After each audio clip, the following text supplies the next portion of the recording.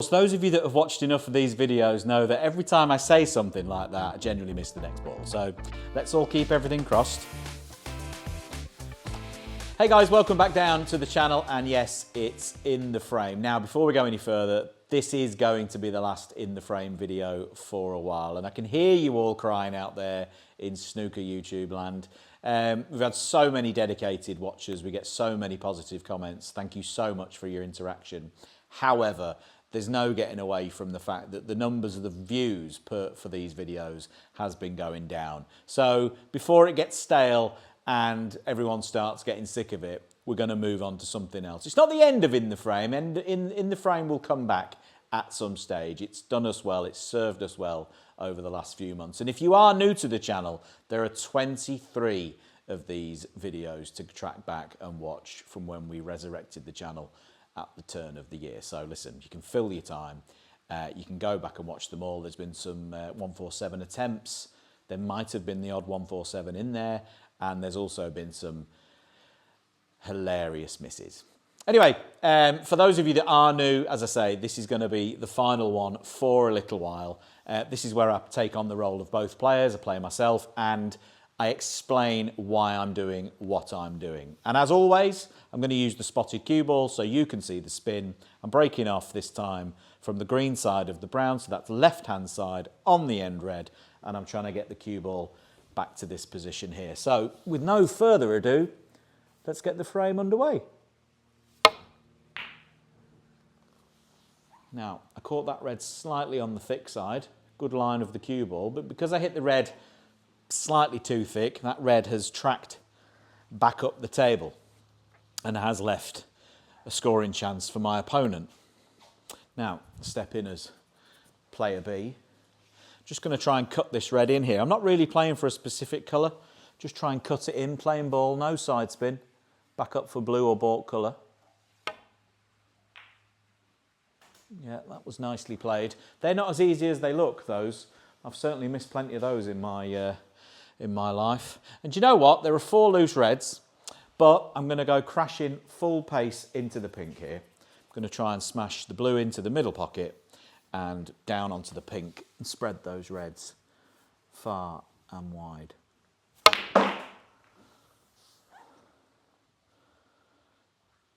Keen-eyed viewers will have just seen my sister walk past.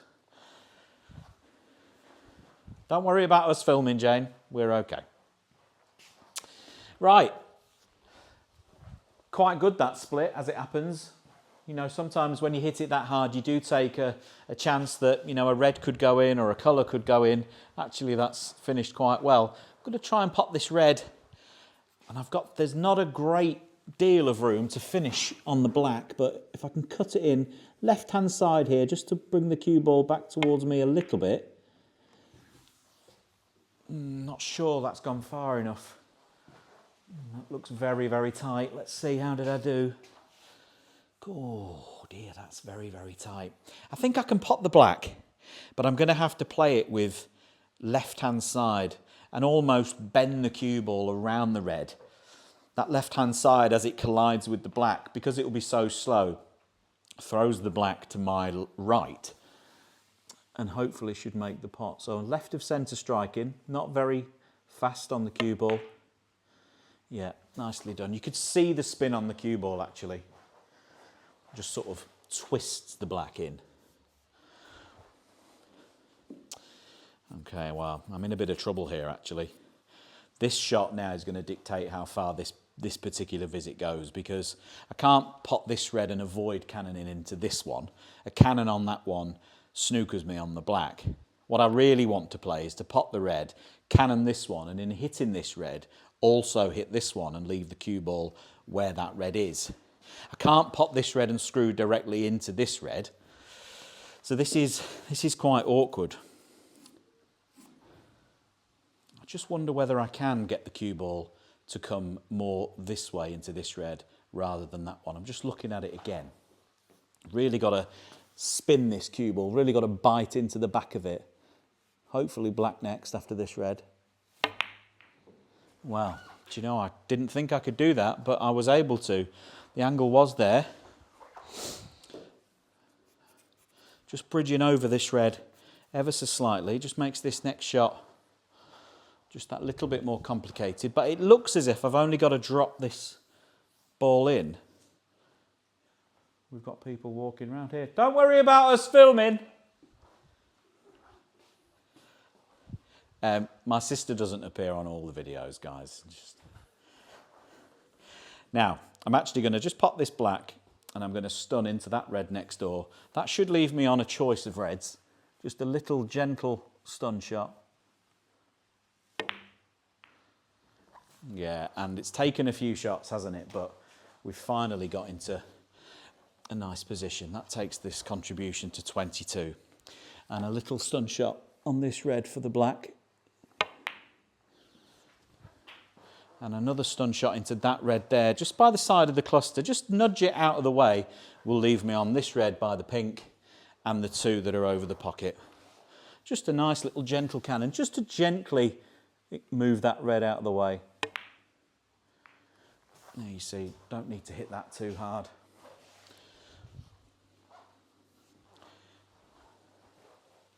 And that moves this break onto 30. Now I'm just going to pop this red, run through the little cluster. It might just dislodge the pink a little bit. And it did. It's not dislodged any of the other reds, but there's enough reds in open play now that, you know, if I mind my work, I should be able to make enough at this visit to win this frame. But of course, those of you that have watched enough of these videos know that every time I say something like that, I generally miss the next ball. So let's all keep everything crossed. Just going to drop the black in here for one of those loose reds that I mentioned a moment ago.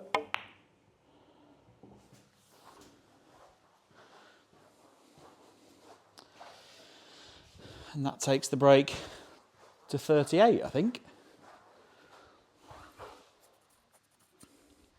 Now, red on and off the table. A little bit of left-hand side that time, just to check the cue ball up and bring it back in position for the black. And I'm going to take a little bit of a risk here now. I'm going to play the cannon on these reds, am I? That is a real risk, because you would think I would always be on this red, but it's a, I mean, is it an unnecessary cannon? Don't really want to play cannons that you don't have to. You might look at this and think, well, play the cannon to these reds, you're absolutely guaranteed to be on this red. It's not the case, because you might stick to the pack, you might end up snooking yourself behind one of the other reds, it could be end of break. It's happened so many times, hasn't it? But it is such a good opportunity. My option is to just drop the black in and play for this red. I don't need to go near those four, do I? I don't need to. They represent a possible 59 points. I've already got enough balls in play now from the cannons we've made throughout the break so far that if I just mop these loose reds up, I'll have the frame in the bag by the time I get to those four. But the temptation's there, isn't it? To try and play that split shot, you know, there's nothing that can go wrong. I'm going to just drop the black in because that is, I believe, to be the correct shot in this situation. Just drop it in and play through for the red to the left middle pocket. I think it would have been very unlucky if I'd have played the split on the pack here and not been on that red. That would have been very, very unlucky, but we've seen it happen, haven't we? Okay, so that takes us on to 46. Pop the black screw back this time for the black, on and off the cushion. Nicely on the black. Don't really want to be straight, and we're not. And in an ideal world, I'd love to leave that red over the corner pocket until that's the last open red, so that when I do eventually play the cannon to this cluster of four to try and make as big a break as possible, I've got that red waiting for me now. Can obviously pop the black and play for that red now. And you know, it doesn't really matter, but these are the fine sort of details that turn really good break builders into some of the best break builders. Players who make regular 70s and 80s into players who make regular century breaks. It's shot decisions like this.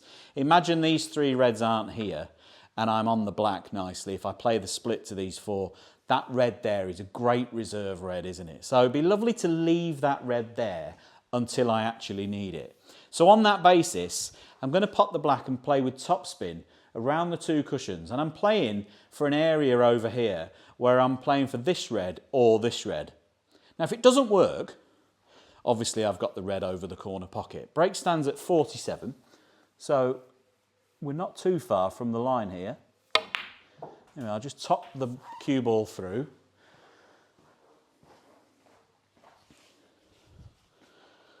And that takes the break on to 54. Now, not quite on that red. Obviously, really want to stay in and around the black to make the break as big as I possibly can. So I'm going to pop this red to the middle and screw back for the black, on and off the cushion. And that was a nice shot, 55. And now I've got the angle to try and screw back off this cushion with what we call reverse side. In this situation, that's right-hand side. So when the cue ball hits the cushion, it just widens the angle slightly and will leave me on this red into the same pocket.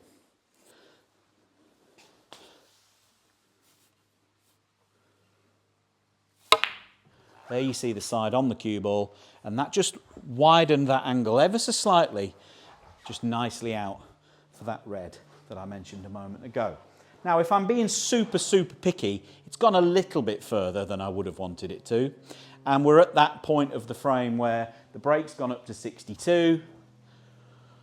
There's still enough points on for my opponent, who's me in this situation, to mount a counter clearance.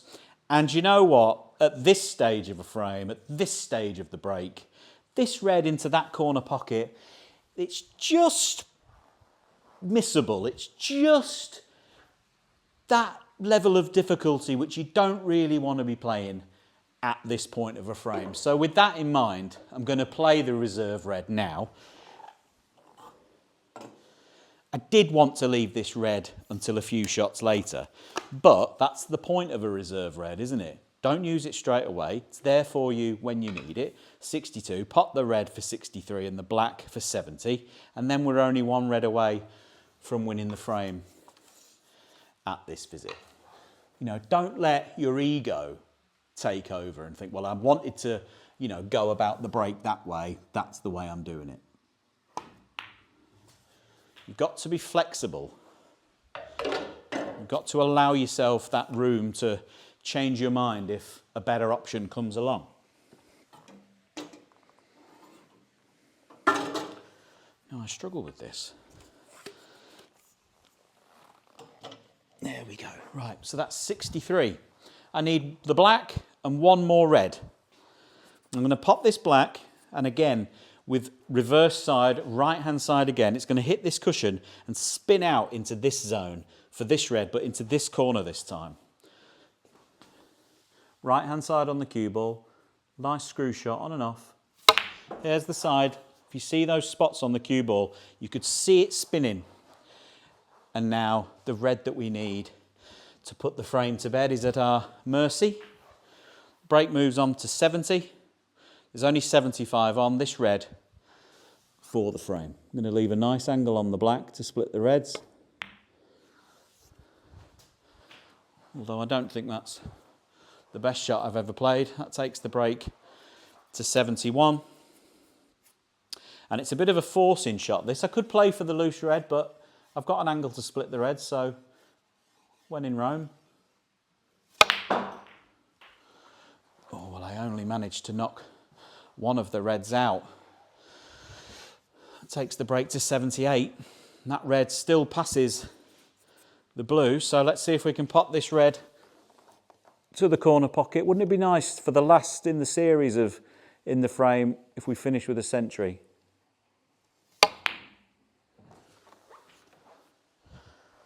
That was a nice shot, struck that nicely. 79. Well, if the pink wasn't there, I could pop the black with topspin and send the cue ball round and smash into those three. Obviously the pink is there. If I screw back, well, I might screw back and into those reds. That might happen, I'm not sure. I think I can play it with topspin. The cue ball, because of the topspin, will actually hit this cushion and it'll arc, and the cue ball might come back along that line. It's not really the natural shot, but if I get so much topspin on it, it'll actually hit that cushion and then arc into that cushion, come this way. And I could finish on this red. This red's potable to the green pocket, that middle pocket. And to get maximum topspin, I'm actually going to strike down. You see the level of the cue will actually be more like that. I'm going to strike down on this cue ball. Still going to hit the top of it, but I'm going to raise my bridge. I'm actually, you can see me striking down on it just to get maximum spin. Yeah, and then you see the cue ball straightened up off that second cushion. And that's finished absolutely perfectly on the last open red. Now, I'm going to pop this red and just play a little stun run through to try and get the high position on the blue so that I can play this split. Not on the cushion, don't go on the cushion. Don't finish on the cushion. Anywhere but there.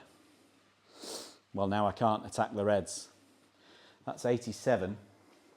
And I can't get to the reds. The only shot I've got, maybe, is to pop the green and with topspin almost try and bend the cue ball around the blue and into those three reds. An extremely difficult shot. 87 the break. Frame's well in the bag at this stage. Can we finish with a century?